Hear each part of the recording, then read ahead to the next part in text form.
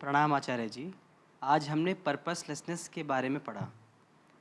मैं इस बारे में बहुत समय से सोचता हूँ कि क्या कभी कोई काम पर्पसलेस हो सकता है। क्या मैं कोई ऐसा काम कर सकता हूँ जिसमें कोई स्वार्थ ही नहीं हो। अगर मैं यहाँ बैठा हूँ तो मेरा एक पर्पस है।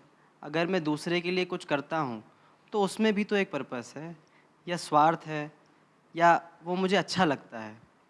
क्या कभी कोई काम सेल्फलेस या पर्पसलेस हो सकता है? नहीं हो सकता, नहीं होना चाहिए भी नहीं है। जब तक सेल्फ है तब तक तो पर्पस रहेगा ही। जब तक वो है जिसको आप सेल्फ बोलते हैं, मैं, तब तक पर्पस रहेगा ही। और वो पर्पस होगा उस मैं की शांति। ये जो मैं है जिसे सेल्फ कहते हैं, ये अपने आप में बहुत तपती हुई और अशांत चीज है। ये पर्पसलेस हो कैसे सकती है? और अगर ये हो गई पर्पसलेस तो ये बड़ी गड़बड़ बात हो जाएगी ना। जैसे किसी आदमी को 104 डिग्री बुखार हो और वो कहे कि मैं डिजीज लेस हूं।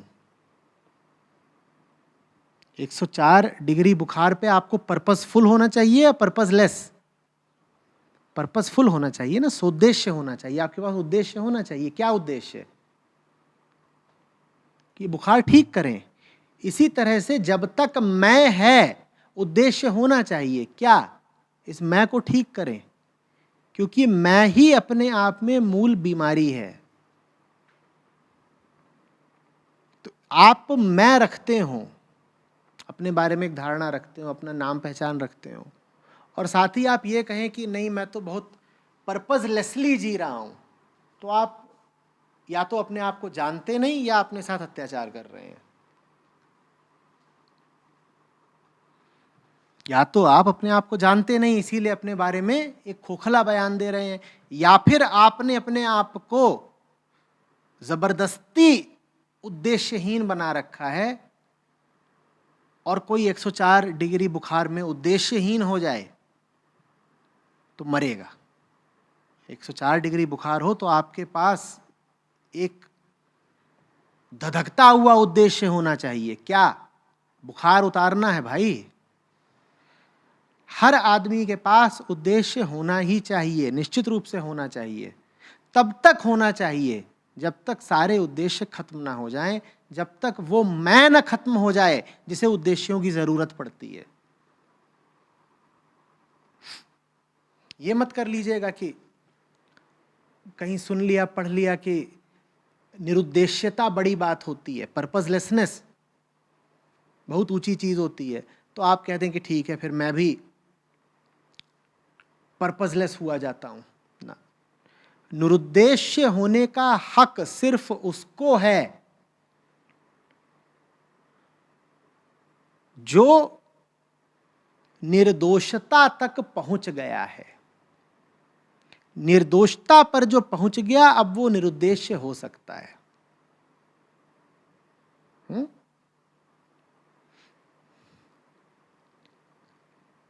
जो इनोसेंस तक पहुंच गया, ब्लेमिशलेसनेस तक पहुंच गया, वो अब पर्पसलेस हो सकता है। Only the one who is blemishless can afford to be purposeless. Sandhya, अगर अभी कोई निर्दोष नहीं है लेकिन निरुद्देश्य हो जाए तो बड़ी गड़बड़ हो गई। वो अपने आप को कहेगा कि मैं क्या हो गया? निरुद्देश्य। जो निरुद्देश्य हो गया उसे यात्रा तो करनी नहीं, कहीं आगे तो बढ़ना नहीं, आगे बढ़ना नहीं, और जहां वो अभी है वो जगह ठीक नहीं। तो निर्दोष हुए बिना निरुद्देश्य होने का कुल नतीजा इतना होगा कि आप गलत जगह पर जमकर बैठ जाएंगे। एक तो जगह गलत, और उस गलत जगह पर ही आप जमकर बैठ गए। आप कहने लगे कि मैं तो ठीक हूं, मैं निरुद्देश्य हो गया, मुझे अब कहीं नहीं जाना, मेरे पास अब पाने को करने को कुछ बचा नहीं, मैं तो निरुद्देश्य हूं। भाई निरुद्देश्य सिर्फ आप तब हो सकते हो जब जीवन के शिखर पर पहुंच जाओ। उससे पहले जो निरुद्देश्य हो गया वो तो कहीं बीच जगह पर ही अटक जाएगा और चोटी पर पहुंचने का अवसर गंवा देगा।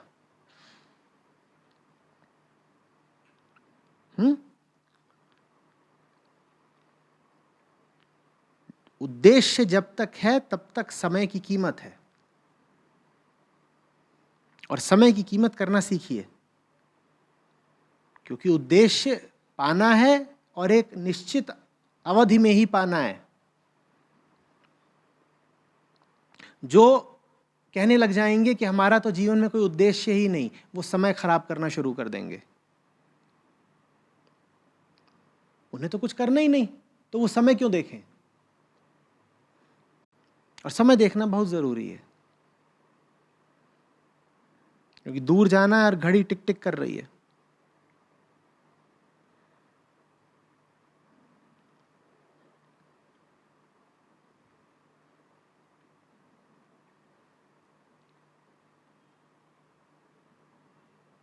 उद्देश्य रहे और लगातार सजगता रहे कि कहीं समय खराब तो नहीं हो रहा।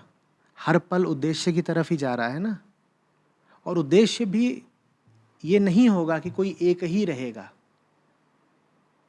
जैसे जैसे आप यात्रा में आगे बढ़ते जाएंगे वैसे वैसे आपके उद्देश्य बदलते भी जाएंगे। जब आप ही बदलते जाएंगे अपनी यात्रा में, तो उद्देश्य स्थायी कैसे हो सकता है? वो भी बदलेगा, बदलते बदलते मिट जाएगा।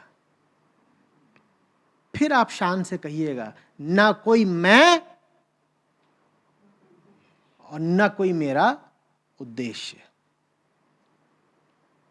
ये गड़बड़ ना हो जाए कि मैं तो हूं पर उद्देश्य नहीं है। ये बहुत गड़बड़ हो जाएगी, ये मत कर डालिएगा। और आध्यात्मिक साधकों को ये करने का बड़ा शौक होता है। वो कहीं से सुन पढ़ाते हैं कि पर्पसलेसनेस बड़ी बात है, कहते हैं ना, हमें तो कुछ करना ही नहीं, लाइफ इज पर्पसलेस। ये जो भी बात रट ली है, सुन ली है, पढ़ ली है, ये बात आपके काम नहीं आएगी। ये बात उनको ही शोभा देती है जो क्या हो गए पहले? निर्दोष। जो निर्दोष हो गया उसको शोभा देता है ये कहना कि वो निरुद्देश्य हुआ। जो अभी निर्दोष नहीं है वो सघन सोद्देश्य जीवन जिए।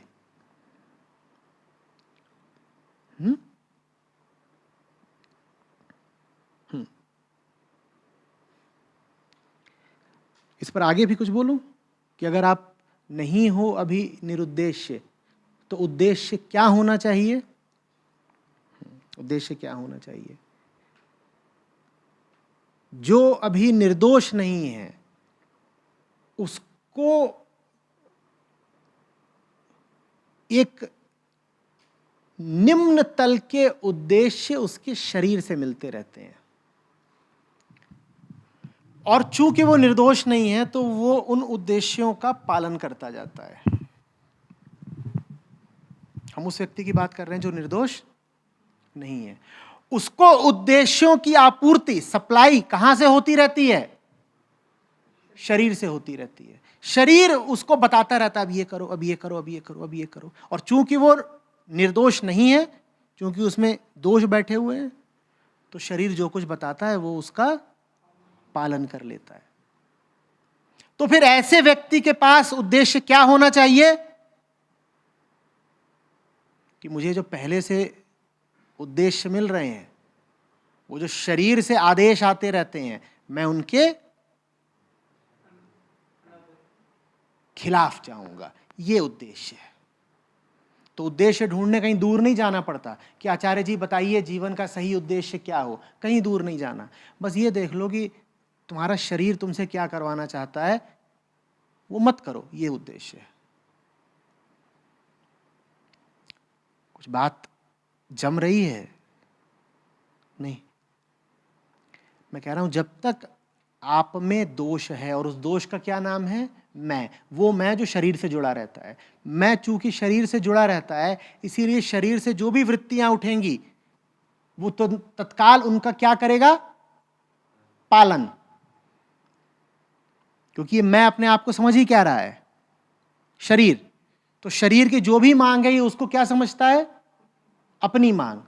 तो शरीर से जो भी उद्देश्य आया उसको ही क्या बना लेता है? अपना उद्देश्य।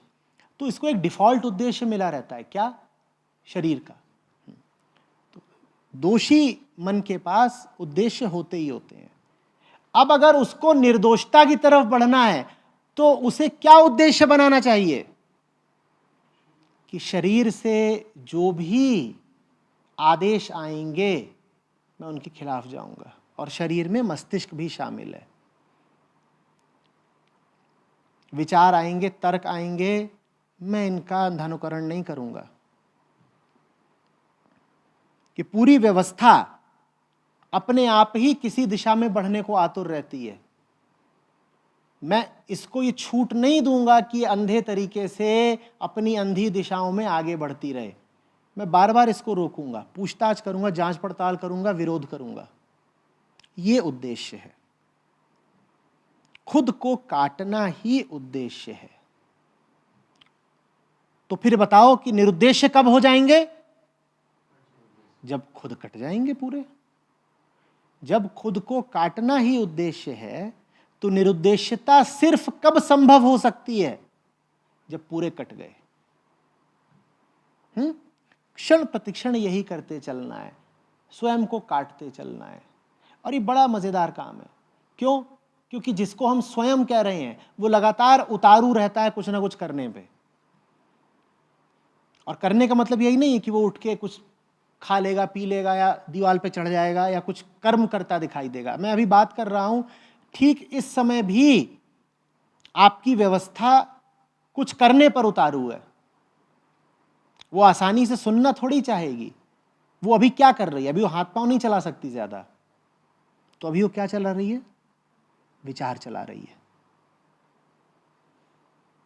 उसका अपना डिफॉल्ट कार्यक्रम पीछे पीछे चलता रहता है।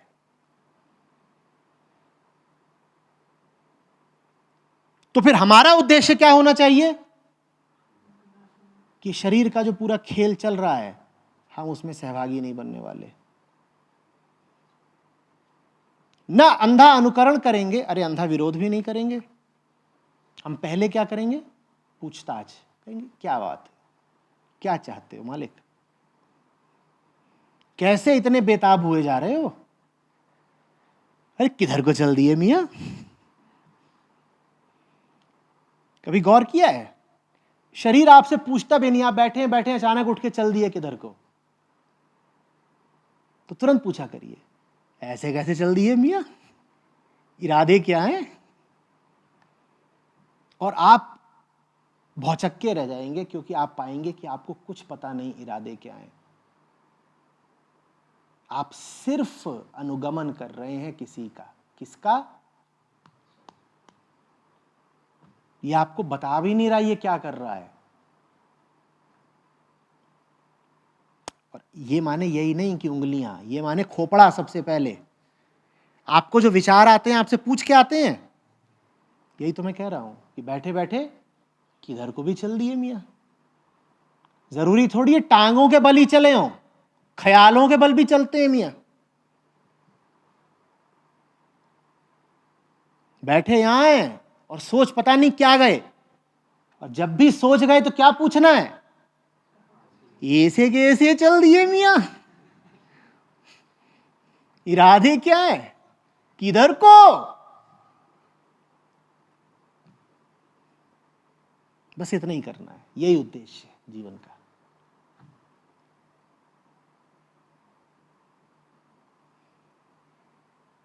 आ रही बात समझ में? आपको आ सकती है, मियां को नहीं आने वाली। समझना इनका काम नहीं। इनका जो काम है वो इनको जन्म से ही बता दिया गया। इनका एक ही काम है, क्या? क्या?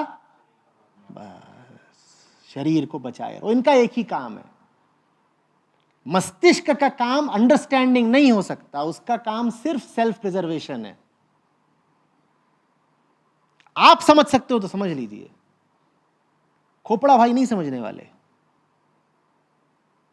वो तो चल देंगे, बैठे बैठे चल दिए।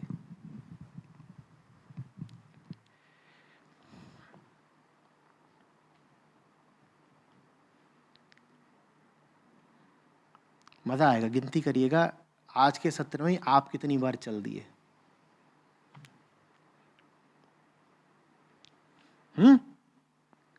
दीवार में ऐसे कैसे चल दिए मियाँ।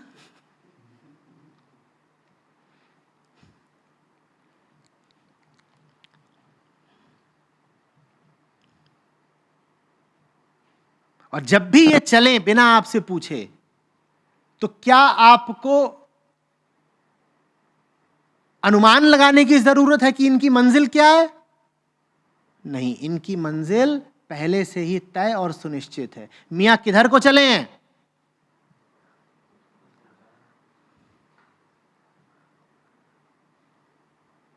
मियां परीलोक की तरफ चले हैं और कहीं नहीं जाते वो। इनका एक वंडरलैंड है, ये उधर को जाया करते हैं। उसी को तुम काम लोक कह सकते हो, उसी को वासना लोक कह सकते हो, उसी को तुम विचार लोक, स्वप्न लोक, कल्पना लोक कह सकते हो। इनका यही काम है। अगर गौर किया होगा तो ये भी समझ गए हो कि इमेजिनेशन और लिबिडो में कितना गहरा संबंध है।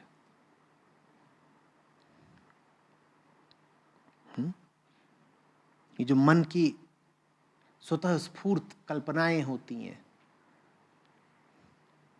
और हमारी गहरी से गहरी कामुकता, ये आपस में बहुत गहराई से जुड़े हुए हैं। वास्तव में अगर बोध नहीं है तो आपकी हर कल्पना किसी न किसी तरीके से काम वासना की ही कल्पना है। इसी बात को फ्रायड ने और आगे बढ़ाया पिछली शताब्दी में। तो कहा कि कल्पना कैसे काम वासना से जुड़ी हुई है, ये अगर समझना हो तो सपनों पे गौर करो। सपनों पे गौर करोगे तो समझ जाओगे कि ये मियाँ हमेशा एक ही तरफ को बढ़ते हैं। मेनका, उर्वशी, अप्सरा जहां पर हों, और इनका कोई काम नहीं।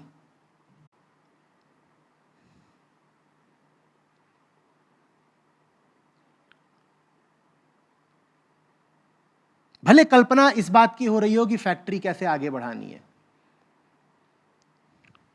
भले सपना इस बात का आ रहा हो कि बहुत तेज जहाज पर बैठ करके समुद्रों की यात्राएं कर रहे हैं, लेकिन वास्तव में उन सब कल्पनाओं और सब उद्देश्यों का उद्देश्य एक ही है। क्या?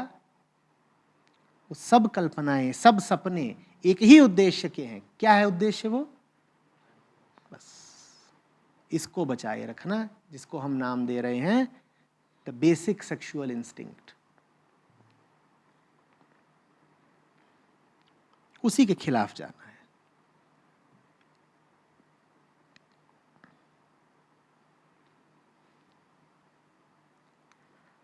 खिलाफ जाकर के उसको मार देना है? मार नहीं देना है। जब उसे सवाल जवाब करो तो फिर वो तुम्हारा सेवक हो जाता है। जब उससे साफ साफ पूछो, क्या किधर चल दिए मियाँ, तो फिर मियाँ तुम्हारे साथ चल देते हैं, उनसे फिर जो काम कराना चाहो वो कर देंगे।